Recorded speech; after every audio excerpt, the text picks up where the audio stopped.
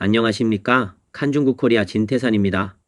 폭설이 내리던 12월 14일 베이징에서 위험천만한 대탈출이 벌어졌습니다. 그날 밤 7시쯤 저녁 출퇴근 시간대에 베이징 지하철 참빙현 열차에서 사고가 발생해 천여 명에 가까운 승객이 눈 내리는 밤에 탈출했고 최소 515명이 상처를 입어 병원으로 이송됐습니다. 2월 14일 베이징 공식 보도에 따르면 지하철이 창핑선에서 열차 마지막 2구간이 악항과 분리됐습니다. 현재 사고 원인을 조사 중입니다. 승객 여러 명은 남방도 15에 자신이 여행하던 지하철이 CRT 인근에서 뒷차가 달려와 부딪히는 바람에 객차 중 2대가 연결이 끊어졌다고 설명했습니다. 사고의 순간에 큰 충격이 일어났습니다. 어떤 사람들은 큰 소리가 나고 사람들이 쓰러지고 유리가 깨졌다, 산산조각이 났다고 회상했습니다. 한 인터넷 업체 직원은 자신이 당시 객차 뒤편에 분리된 칸에 있었고 사건 발생 당시 자리에 앉아 있었는데 갑자기 큰 소리가 나더니 서 있던 사람들이 넘어지면서 객차에는 비명으로 가득 찼다. 그 후 지하철은 고가도로에 정차했다.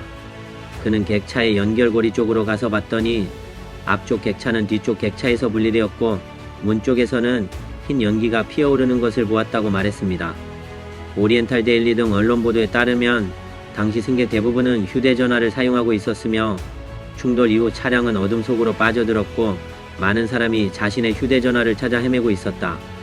한 승객은 충돌 시 휴대전화와 안경이 그 자리에서 날아가 버렸다. 창핑선 전체가 운행 중단된 것으로 알려졌으며 구조를 기다리던 승객들은 숨쉬기가 어려워 차창을 발로 차 깨트렸다.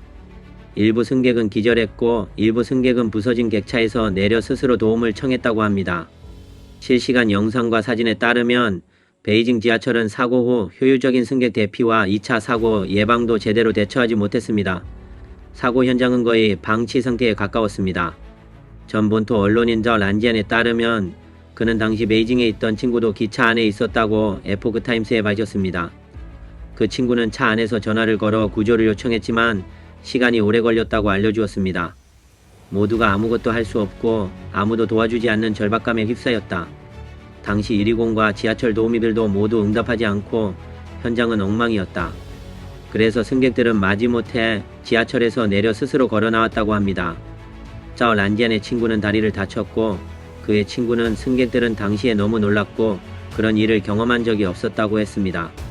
짜오 란지안은 중국 본토에 있을 때 베이징 지하철 출신의 파트너가 있었는데 이 파트너는 그에게 건설업과 마찬가지로 중국의 지하철 산업도 관리가 혼란스럽고 문제가 많다.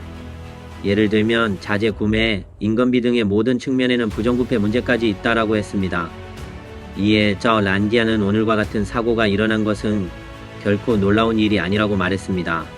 이번 영상은 여기까지입니다. 시청해주셔서 감사합니다.